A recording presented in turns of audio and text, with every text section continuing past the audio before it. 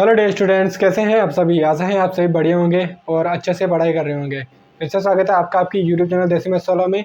दोस्तों, आज की वीडियो के अंदर अपन बहुपद के शून्यक और गुणांकों के मध्य संबंध के बारे में बात करेंगे। आपने पता नहीं कैसे सीखा होगा आज से पहले कि बहुपद के और गुणांकों के मध्य संबंध किस प्रकार होता है, लेकिन आज की वीडियो के बाद में आपको अच्छी प्रकार से सीख लेंगे। तो चलिए बिना किसी देरी के शुरू करते हैं आज की वीडियो और देखते हैं कि बहुपद के शून्यक और गुणांकों के मध्य संबंध किस प्रकार होता है। तो ये चीज़ ज्ञात करनी है अपने को। एक बहुपद है x² - 4x + 3। यह एक बहुपद है। अपने को क्या करना है, इसके शून्य के ज्ञात करने हैं। शून्य ज्ञात करना है ना अपने को, तो इसका मान क्या हो जाएगा, 0 हो जाएगा। किसके बराबर हो जाएगा, 0 के बराबर हो जाएगा। अब मैंने लास्ट वीडियो के अंदर आपको सिखाया था कि जैसे ही अपने को बहुपद के शून्य ज्ञात करने होते हैं तो पिछले वाला जो पद होता है, यानी कि यह द्विघात बहुपद है क्योंकि पावर क्या है, चर की अधिकतम 2 है। तो यहाँ पर द्विघात बहुपद है, तो यहाँ पर इसके अपने को इस प्रकार से टुकड़े करने पड़ेंगे कि अपने पास में इसका और इसका मल्टीप्लाई आ जाए। 3x² लाना है अपने को, किसके टुकड़े करके, माइनस के 4x का, यानी कि 4x के टुकड़े करने हैं अपने को। किस प्रकार करेंगे अपन, इसको लिखेंगे 3x + x। अब यदि मैं इसको मल्टीप्लाई करता हूँ तो क्या आता है आंसर, 3x²। अब जोड़ने और घटाने पर क्या आना चाहिए अपने पास में, माइनस का 4x। तो अपन मैं क्या करूँगा, इन दोनों को माइनस का ले लूँगा तो क्या हो जाएगा, इनको वापस जोड़ूंगा, यानी माइनस और माइनस की संख्या माइनस के अंदर जुड़ जाती है। तो यहाँ पर क्या हो जाएगा, -3x और -x कितना जाएगा, माइनस का 4x। तो यहाँ पर इसके टुकड़े करेंगे तो x² - 3x - x + 3 = 0। अब आप यहाँ पर ध्यान से देखो, इन दोनों पदों में और इन दोनों पदों में इनके अंदर क्या कॉमन आ रहा है यहाँ पर, तो यहाँ पर कॉमन आ रहा है दोस्तों x। क्या कॉमन आ रहा है, x कॉमन आ रहा है। तो यहाँ से बाहर निकालेंगे अपन तो x, तो यहाँ पर बचेगा x, यहाँ पर क्या बचेगा, -3।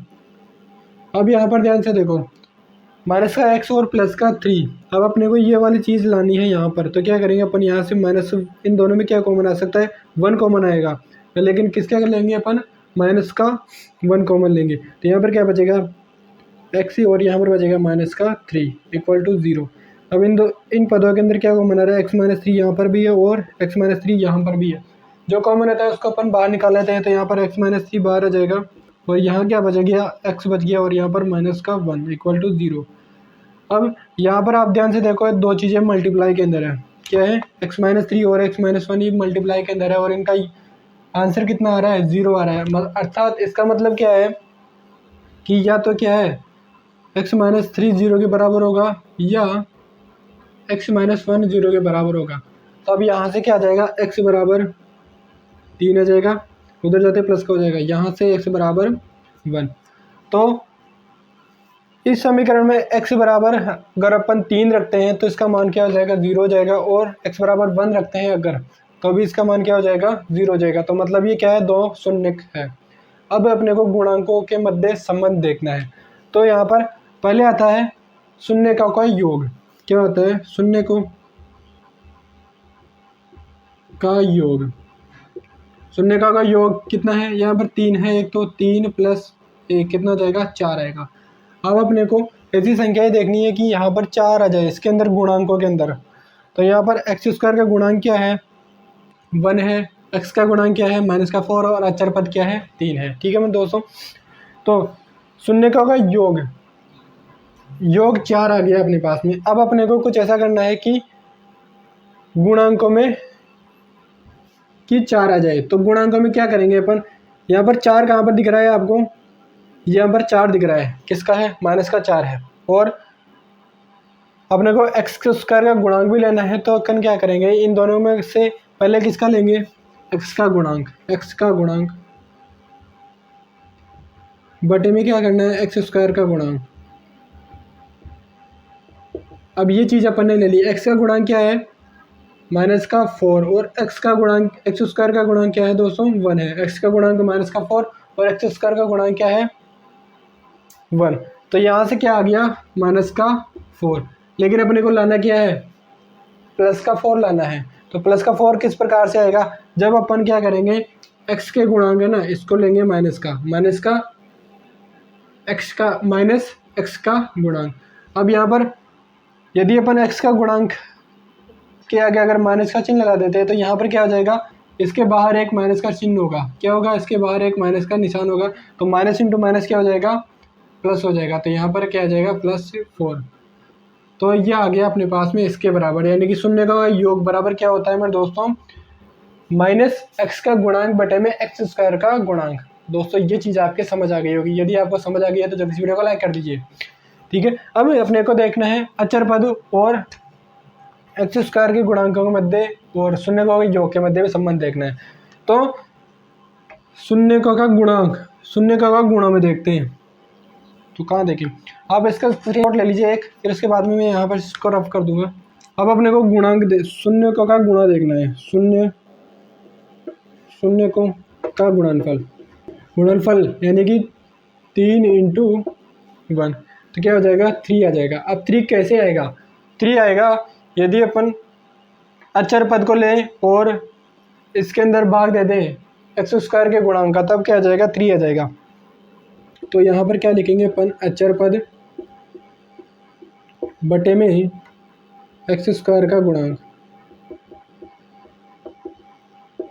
तो अचर पद क्या है, यहाँ पर 3 है और x² का गुणांक क्या है, 1 है, तो क्या आ गया अपने पास में 3 आ गया। क्या आ गया दोस्तों, 3 आ गया, और लाना भी अपने को क्या था, 3। तो मतलब यहाँ से अपन सीख चुके हैं कि गुणांकों का योग वो किस, शून्य का योग किसके बराबर होता है, -x का गुणांक डिवाइड बाई x² का गुणांक के बराबर होता है।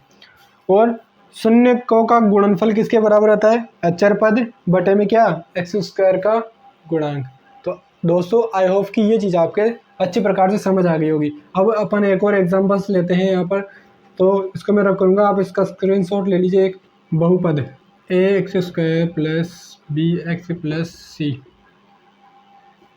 = 0 के शून्यक अल्फा और बीटा हैं। तो alpha plus beta equal to होता है -x का गुणांक डिवाइड बाई x² का गुणांक। अब यहाँ पर x का गुणांक क्या है मेरे दोस्तों, b है, तो यहाँ इसके लिए बराबर लिखेंगे -b/x² का गुणांक a, तो यह -b/a और गुणा alpha into beta equal to अचर पद डिवाइड बाई x² का गुणांक इक्वल टू, अचर पद क्या है इस बहुपद के अंदर, c है और x² का गुणांक a है, तो c/a। तो आप एक स्क्रीनशॉट इसका भी ले लीजिए, और यदि आपने नोटबुक साथ में ले रखी है तो इसको नोट कर लीजिए। तो यहाँ पर एक बहुपद है अपने पास में, 3x² - 4x - 7। अब इसके शून्य ज्ञात करने हैं पहले अपने को।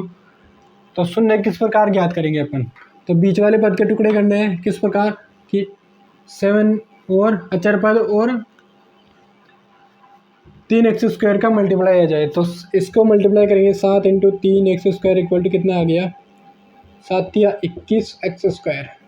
अब अपने को बीच वाले पद के इस प्रकार टुकड़े करने हैं कि अपने पास में क्या आ जाए, 21x² आ जाए मल्टीप्लाई करने पर, और जोड़ने और घटाने पर क्या आना चाहिए, -4x। तो मैं -4x बराबर लिखूँगा -7x + 3x। तो यहाँ पर -7x में से 3 जाएगा तो क्या बचेगा, -4x। तो यहाँ पर करते हैं इसको सोल्व, तो 3x² - 7x + 3x - 7 = 0। अब यहाँ पर इन दोनों पदों के अंदर क्या कॉमन आ रहा है, सिर्फ, और यहाँ पर क्या कॉमन आ रहा है, तो यहाँ पर क्या कॉमन आ रहा है दोस्तों, x कॉमन आ रहा है, तो यहाँ पर x निकालेंगे अपन बाहर, तो यहाँ पर क्या बचेगा, 3x माइनस यहाँ पर बच गया 7। अब इन दोनों पदों के अंदर क्या कॉमन आ रहा है, 3x और -7 के अंदर तो +1 कॉमन आ रहा है, तो यहाँ पर क्या बच गया 3x, यहाँ पर -7 = 0।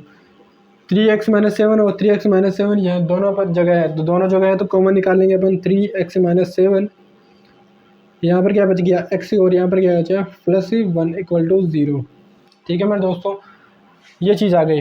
अब ये दोनों चीज़ मल्टीप्लाई के अंदर है, अब मल्टीप्लाई के अंदर है और आंसर क्या आ रहा है, 0 आ रहा है। यदि मल्टीप्लाई के अंदर हो और आंसर 0 आ रहा है तो क्या होता है, या तो क्या हो जाएगा 3x - 7 इक्वल टू 0 या x+1 इक्वल टू 0। तो यहाँ से क्या आ जाएगा, इस 7 को उधर ट्रांसफर करेंगे तो 3x बराबर 7 और x बराबर 7/3।